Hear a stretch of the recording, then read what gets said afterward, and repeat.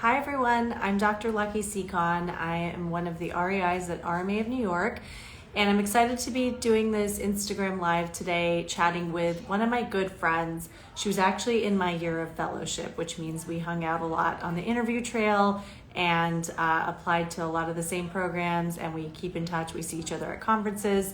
Dr. Larice Boonemer. She actually works at the IVF Florida clinic in Miami, and she is an amazing person. And I'm excited to bring her on to talk all about PCOS. There are tons of misconceptions about PCOS, and we want to try to address any and all of them. A lot of you sent in amazing questions, so let me just add her in.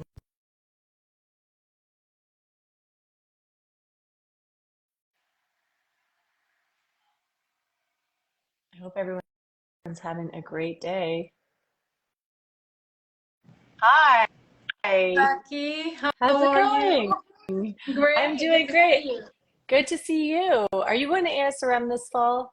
Not this year. I'm I here. was hoping. Yes, I'm doing retrievals. Okay, well, that's important too. Yes, But I was hoping to catch up with you. It's been so long since I've seen it's you. been such a long time. I missed you. I miss you too, but I We have a love lot that of you're fun making when we content. hang out. Yes, we do. We're a good Well, duo. I know. I'm gonna have to come by and say hi next time I visit Miami, even if it's for fun, because I feel like it's been too long and we have to rely on more than, or not just rely on going to conferences. But I'm glad you're making content and that you're doing this Instagram Live, and hopefully we can make have lots of great discussions and make lots of interesting content. I'm happy to be here. Okay, awesome. So we wanted to talk about PCOS. Do you find, do you see a lot of women with PCOS in your Oh practice? yeah, I mean, Yeah, of course, all of us do, it's right? We it's know so that. common. Right, we know that 10% of women have it, and that's women in general. In a fertility clinic, that's more than that, right? Right.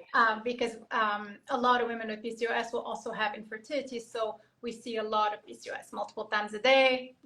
Many of our patients have PCOS. Yep. That's something that we see every day in a fertility clinic. Yeah, and I think it's so important to tell people that because I find that when you give a diagnosis, it automatically medicalizes a person and they feel like something's wrong with them. They read up about it and they're like, oh my God, did I eat something? Did I not exercise enough? There's a lot of self-blame, and I think what you said is exactly correct. It's so common, and if you tell people that, it normalizes it a little bit and makes them feel like they're not alone, and that it's not the hardest problem that we as REIs tackle.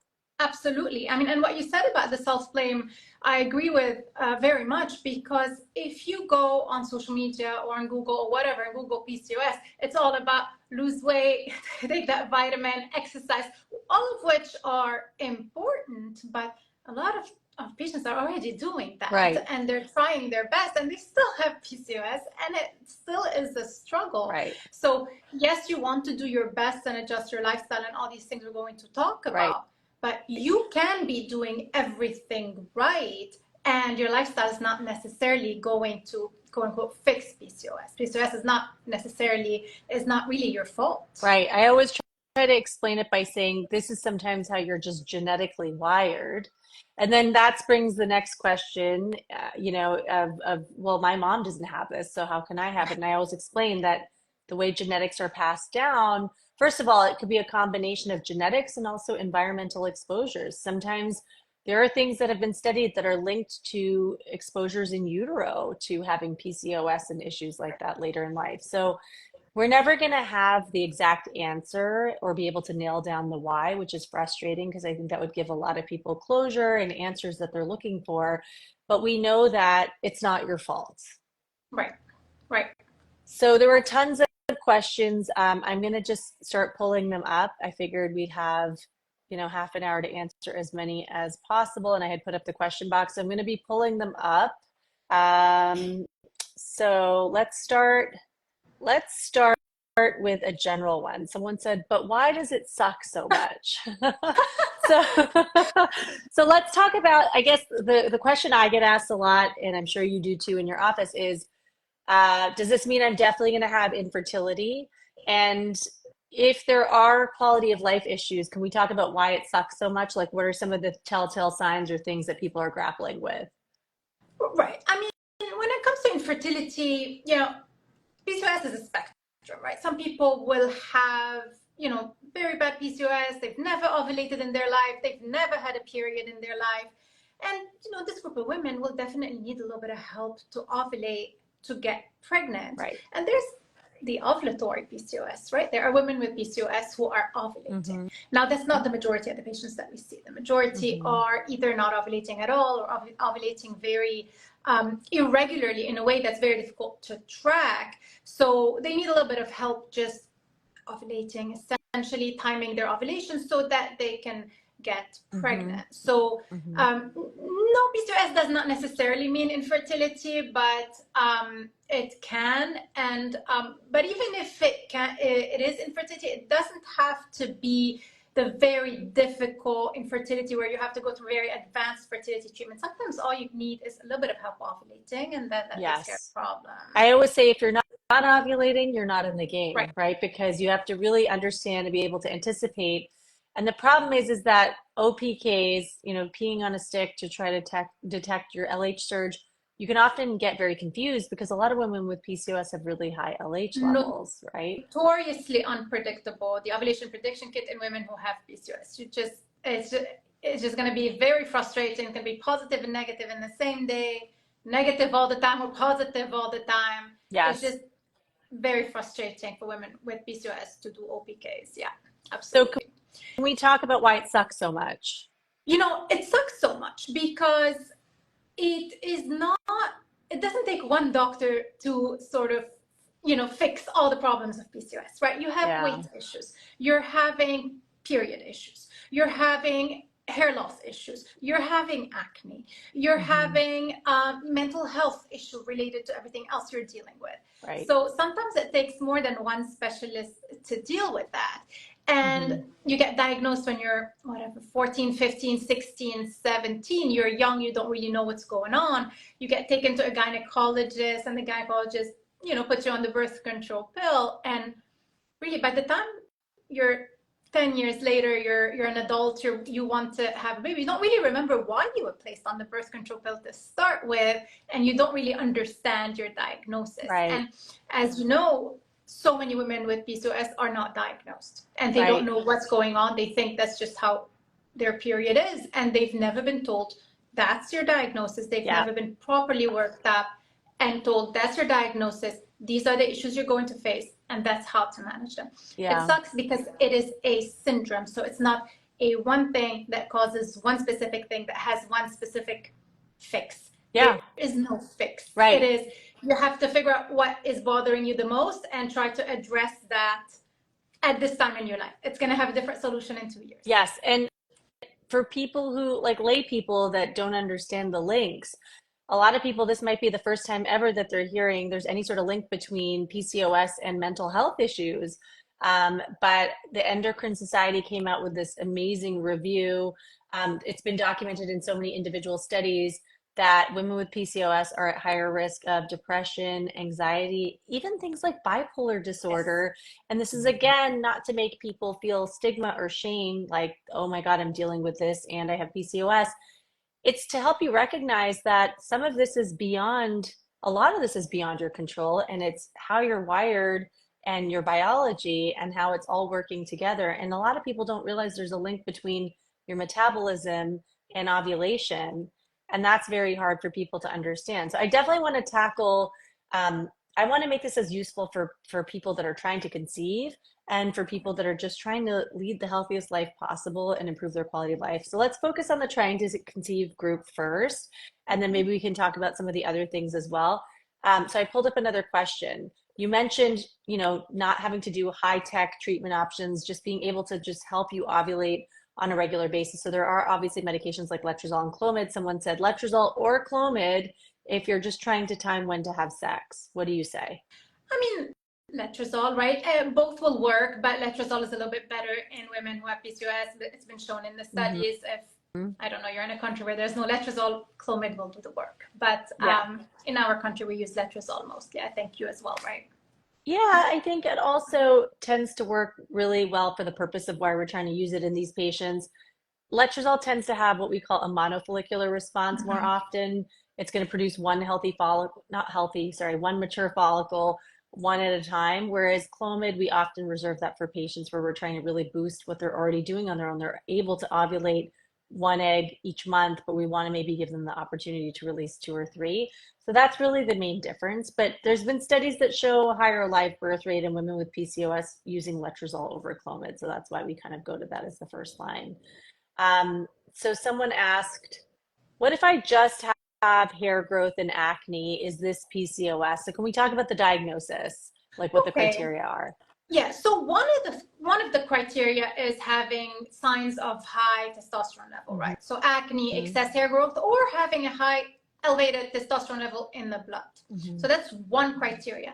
And then two other criteria are having irregular periods, so irregular ovulation, and having a lot of follicles on your ovaries on ultrasounds. You don't have to have all three. You have to have two out of the three criteria.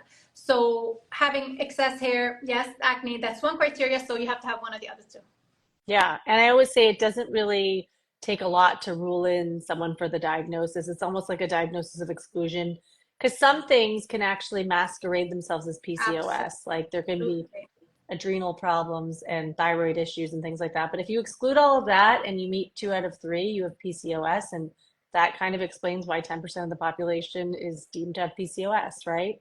Right. And I always say it's a spectrum, right? Some people have the full blown spectrum. Some people, Yeah. have, some of the symptoms and yeah, but yeah.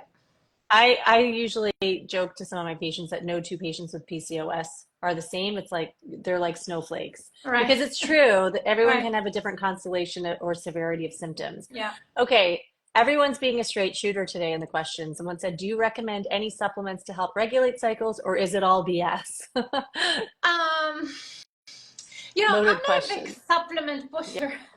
Yeah. So I'm probably not the best person to ask for supplements. I get my patients on a prenatal vitamin that has some vitamin D in it, and Hmm. that's about it. I don't even prescribe inositol. Yeah. The vitamin I prescribe has CoQ10 in it, so I don't prescribe anything extra more than that. Hmm. Some people prescribe inositol. I'm not big on Me that. The studies are kind of neither. so-so on Yeah. YouTube. Yeah. Yeah.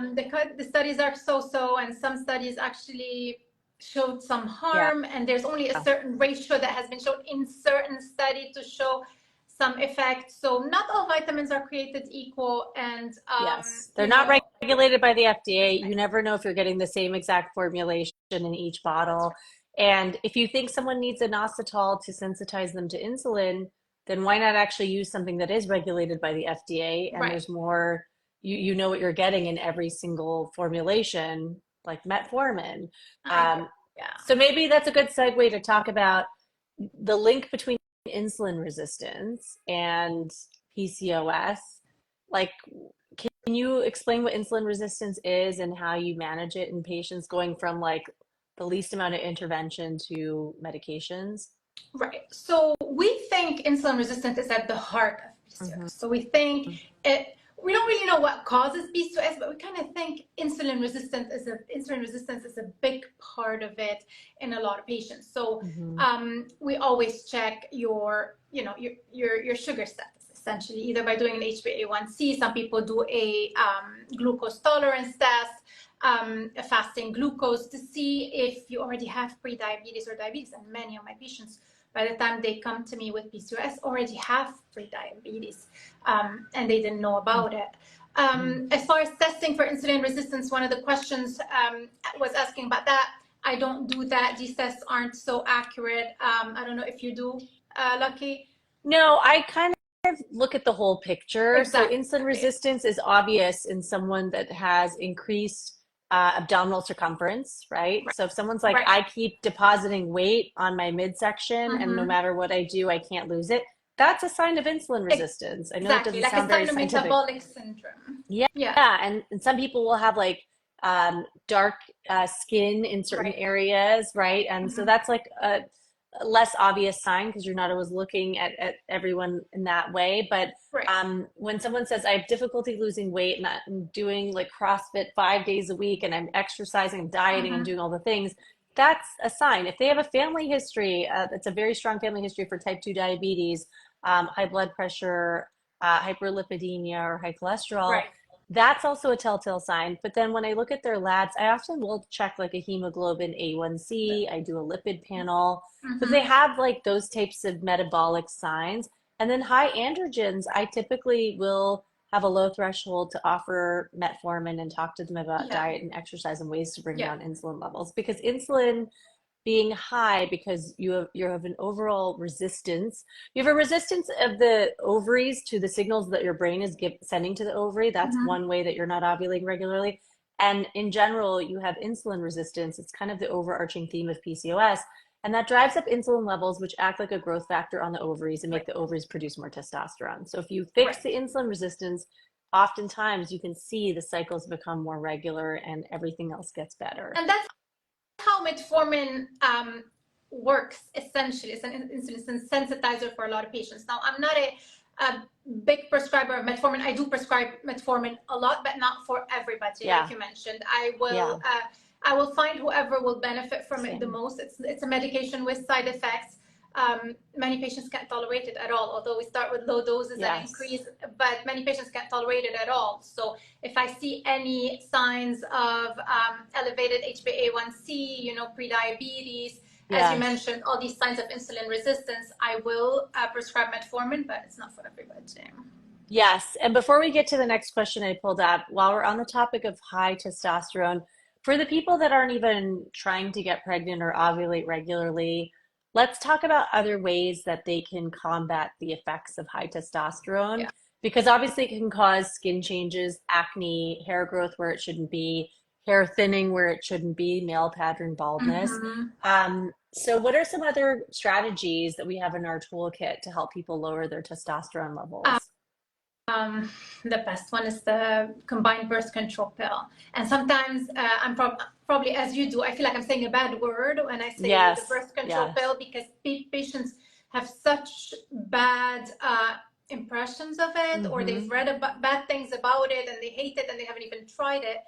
The reality is we prescribe it so much because it does so many things for a Yeah, woman who has PCOS, right? yeah, So it will help with your androgen levels like nothing else will, right? yes, It will work the best for your testosterone level. It will regulate your cycle. yeah. It will protect your endometrial lining from endometrial hyperplasia or endometrial cancer. Mm-hmm. It will do so much for you. Right. It can help with the excess hair growth, although battling excess hair growth is sometimes takes a little bit longer than just a few weeks on the pill. Yeah. But the reality is the pill is the best. Now, sometimes after a few months on the pill, you can add something like an androgen, an anti-androgen, sort of like spironolactone. Mm-hmm. I don't prescribe that at all. Yeah. Honestly, most of my patients are trying to get pregnant, and spironolactone is Yes. it can be teratogenic in a pregnancy, so I almost never prescribe Yeah. it. But the birth A lot control of pill, I prescribe a dermatologists, lot. a lot of dermatologists and medical endocrinologists will prescribe spironolactone. And so Mm-hmm. many patients that are coming in for egg freezing, clearly they're not trying to Right. get pregnant, are Mm-hmm. already on it. And actually, RMA of New York has a study that came out where we had patients that stayed on their spironolactone during their egg Yes. retrieval cycle and seemed to have just as good outcomes as people that stopped Right. it. So that's just something good to know. The main concern is with pregnancy, and the things that aren't safe in pregnancy can often be safe during an egg retrieval cycle. Yeah. Yeah. Um, but yeah, I agree with you. I think that the pill has become like this dirty word. And the problem is that this conversation is feeding exactly into that narrative that I read about when I lurk in the Reddit rooms. I lurk, I pay attention to what people are talking about. That's where I get all the content ideas. And people say things like, oh, this doctor just put me on the pill. They didn't even Right. do any tests or look into it. And I'm sure that that does happen, and that is Mm-hmm. true, and that shouldn't be happening. I think often what's happening is the doctor knows exactly what they're doing, but the problem is they're not explaining Right. how the pill is going to help. So I do think that that helps, because I agree with what you're saying about the reaction that we get. But it is honestly sometimes the most effective treatment for someone who doesn't need to be ovulating, to deal with the fact that they're not ovulating and they have all these other metabolic problems and high testosterone. The way it works at a high level is that it increases the concentration of a protein in your blood that binds excess hormone. So your free testosterone levels Kevin go J, way not the down. testosterone. Exactly. So your free testosterone levels go down, and all of a sudden your oily skin, your acne, and the hair growth gets better. And it can take 3 to 6 months to work. So that's important to be aware of. Not testosterone, sorry. Spironolactone is a wonder drug. I've used it when I used to have androgenic acne. And it honestly, it targets the testosterone receptor in the skin and lowers your total testosterone levels. So if you're struggling with some of these things, you don't need to suffer. And if you've never been on the pill, it's worth trying because it can often be the thing that helps so many of the things that you're going to be dealing with PCOS. Right. And there are other things. So we have patients who have very bad side effects on the pill or who can't take it because of a medical condition. There are other medications we can give you that are progesterone only. They're not as good as the pill. Your period will not be as nice as regular. And it will do nothing for your testosterone level. It may worsen the problem, even in some cases. So testosterone problems meaning excess hair growth, acne, oily skin, all these things. So now there's some new data that's come out, and now people are like, there's always a reason to freak out. I have a low AMH, or now it's I have a high AMH. Does that mean I have PCOS? And then the mind goes to the question of, what does that mean about my egg quality? Oh my God, what's going on? And I'm always like, I'm happy that you have a high AMH, but let's talk about the association between high AMH and PCOS and whether that's something we can actually use to diagnose PCOS. What are your thoughts? Well, for now, it's not one of the criteria, but it's definitely something we look at all the time. You and I look at that, even if we know we're not going to use the AMH specifically to diagnose a patient, but the high AMH is definitely suggestive of PCOS. Because high AMH means lots of follicles already one criteria for PCOS. And then if you have any of the other two, then you are in the and that's enough to diagnose you with PCOS. Now, should we freak out about a high AMH? I have a clinic full of people who wish for a high AMH. Yeah, exactly. But that brings me to the next question. Is PCOS definitively associated with an increased risk of miscarriage? Because a lot of people think every patient with PCOS is going to have poor egg quality and higher rates of miscarriage compared to non-PCOS patients that are their age. Controversial. I'm asking you the hard-hitting questions. I'm sorry? I said I'm asking you all the hard-hitting questions here. I mean, and that's fine. And these are questions we have every day, obviously. But maybe there's a slight increase of miscarriage in some studies in women who have PCOS, but not so high. And honestly, not something I see in my clinic every day. I don't. When a patient's pregnant with PCOS, I don't worry about her more than I would worry about anyone else. So it's not to the point where we even notice it. So no, having PCOS doesn't necessarily mean you have poor quality eggs. The quality of your eggs will be determined by your age. Yes. I wish I could stand on a rooftop and shout that. Yeah. And also now we have so much more insight because we do all this PGT and we see the results. And so I see it every once in a while. I will have a young patient where I'm like, they had so many embryos sent out for testing and so few came back normal. And this was so unexpected, but it's not the norm. That is the exception to the rule. Most of my patients with PCOS who have a lot of eggs and then in turn a lot of embryos, they tend to do great with IVF. Absolutely. So how do you know who is going to have those issues and who isn't is the biggest question I get asked, because obviously all of the patients freezing their eggs want to know. And I can't really tell them for sure. Yeah, you don't. But I say that it's not the norm. And honestly, I do think that insulin resistance plays a role. I think the older studies where it was this accepted dogma that women with PCOS have poor egg quality and therefore they'll have higher miscarriage rates. I also think that they didn't do a good job of controlling for factors like really high BMI, other metabolic issues, inflammatory issues that also can contribute to these types of outcomes. We know high BMI can correlate with a higher rate of pregnancy loss, unfortunately. Absolutely. And again, not to self-blame, but it's a reason to say there is a role for diet, exercise, even things like, GLP-1 agonists have helped so many women with PCOS start ovulating again, right? So many women. I love them. I I mean, know. my patients are losing weight. They're snapping out of their PCOS. They're going back to Right. ovulating. Right. I love them. Yeah. What do you think about everyone, going crazy about this phenomenon of Ozempic babies? I was like, this isn't that shocking to me. People Oh are my losing God. weight and starting to ovulate. Well, you know that if you lose weight, even 5% of your weight, you may go back to being ovulatory and ovulate. It's not an Ozempic baby. It's a you baby. You ovulated because you lost weight. It's just I people love like to that. say that. Well, that wouldn't make as interesting of a headline on TikTok. Right. It's not an Ozempic baby, it's a you baby. Right. Um, okay, tons of questions about this, which is so interesting because I've never had this discussion that I can remember with a patient. But lots of people concerned about it, they have PCOS and they're preparing for an FET. Do they need a different type of protocol? What should we be thinking about for them? I mean, there's not a protocol that's better necessarily than the other for PCOS, but there is, so when you do a preparation for a transfer, we're either doing a medicated preparation Hmm. or a natural cycle preparation. And if you have PCOS and you don't have a natural cycle, you can't really do a natural cycle. You have to do a little bit of a modified cycle, like use letrozole to ovulate and then Hmm. use that ovulation for the transfer. Now, if you Yeah, compare them head to head, whether to do this or that, chance of pregnancy is probably the same yeah. in most centers, and chance of miscarriage is probably the same. So it is up to, I think, a conversation between the patient and their physician and what works best for that specific person. Yeah, and if you're someone who has really brittle PCOS, meaning it's really hard to get you to ovulate, that's why you Right. moved to IVF in the first place. Probably doesn't make sense to futz around too much with trying to get you to ovulate to Mm-hmm. time the transfer. It probably just makes sense to fake the period, Right. fake the menstrual cycle by Right. giving you the necessary estrogen and then progesterone to pretend that you ovulated. That way you'll be less frustrated and be able to have more of a handle on the timing. Yeah, That's what I I would agree. I say. do medicated too. I do medicated most of the time. I have patients who request to do something a little bit more natural, and we can do that. Okay, great.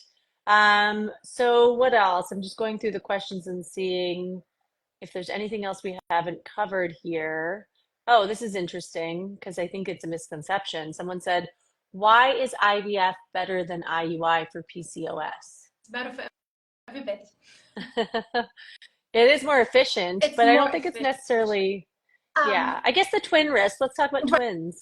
Right. So if you compare head to head IVF to IUI success rate, success rate is higher in most people, Hmm. right? Because you just have more eggs. So it's like having more tickets to the lottery. One of those eggs is going to make you a baby. Yes. Now, one of the downsides, as you mentioned, of doing ovulation induction with IUI is the risk of twins. That's about the only side effect of that whole treatment, is that there's a risk of twins, or even higher order Hmm. multiples anytime you're taking any of these ovulation induction medications, because we don't really have a control over how many eggs you're releasing. You Hmm. may release 2 eggs, 3 eggs, 4 eggs, or Right, one. right. We do an ultrasound, but you know Yeah.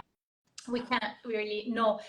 With IVF, we're transferring one embryo at a time in most cases. Hmm. The chance of twins is about 1%. So Hmm. Yep, that makes a lot of sense. Okay, we're getting to the end of the half an hour, but one last question, and maybe I'll quickly scan through the comments as well. Someone asked, does PCOS affect progesterone level? I thought this was an interesting question because sometimes people feel like if they have PCOS, even if you're doing things like ovulation induction, they might not ovulate in a robust way and make enough progesterone. Is this something that you see? And then the second question I'm going to tack onto this is, should everyone with PCOS be worried that they're going to have a really hard time having mature eggs at time of retrieval? so no and no, right? No, your Yeah. progesterone level is going to be just fine if we get you to ovulate, Hmm. because if you make a good follicle, it's going to make a good corpus luteum, and that corpus luteum is going to make progesterone. Hmm. As a person with PCOS, you don't have an issue making progesterone. You just never didn't make progesterone because you didn't ovulate. So you have Right. the mechanism to make progesterone, it was just not activated. Right. And the other question is about the maturity of the follicles. Yes. Like, do you feel like people with PCOS? I saw someone today who is going to be doing egg freezing, and she's like, "Oh, great! I have a really high egg count, and you think I have PCOS, so I'm probably going to get a bunch of immature eggs." Oh, It was actually an OBGYN resident, so this is clearly something she's learned or read somewhere. But in reality, this is not No. what we're seeing. No. I mean, there is something that you can think of, yes, if you're going to make 20 eggs, they can't all 20 probably be mature at the same time. But no, it's not something. But as long as you still have enough to go around, it should be fine. Okay, cool. Yeah. All right, before we wrap up, I'm going to just quickly go through the comments. IVF Florida, your practice. Where can people find you, by the way? IVF Florida is all over South Florida. So we are in Miami, Pembroke Pines, Margate, Wellington, Boca, and Jupiter, and now up in Jacksonville as well. And which office are you in specifically? I'm in Miami mostly, and Pembroke Pines. Okay, got it. I mean, honestly, if I was a patient and I lived in Miami, I would come to you. I feel like you're so warm and you're such a good communicator and you're funny and the full package. I love you as a colleague. If I was a patient, I'd love you as a doctor. And I send you all my friends in New York. Aw. Thank you. So yeah, IVF Florida, your practice, whoever's running their account is so funny. They said spilling all the PCOS tea, and this is the information we needed. I do think that we don't talk about some of the things we talked about today need to be talked about more often. I do think that. Someone else asked about GLP-1 agonists. How long would you want someone off of a GLP-1 agonist when starting IVF? That's a good question. So let's talk about before egg retrieval and before transfer. So before the egg retrieval, 2 weeks. So generally by the time you start your stimulation, we tell you to stop it just so that to decrease the risk of aspiration during anesthesia while you're asleep. And for getting pregnant, so before your transfer, 2 months. Exactly. Perfect. Awesome. And there were some other questions in the comments, but I feel like we talked about that during the course of our conversation. But we will post this to both of our accounts. Please put any questions that you didn't have a chance to ask or that you want us to cover in another live in the comments. This was so fun. If this is how we get to hang out, then I'll take it. Right. We should do this again. We're definitely going to do it again, obviously, and we'll have to come up with another good topic where people have these burning questions. But it was so nice catching up with you and doing this with you, and I hope you have a great rest of your day, and let's do it again soon. Definitely. Good to see you. Lucky. Have a good day. Bye. Bye. Bye. Take care.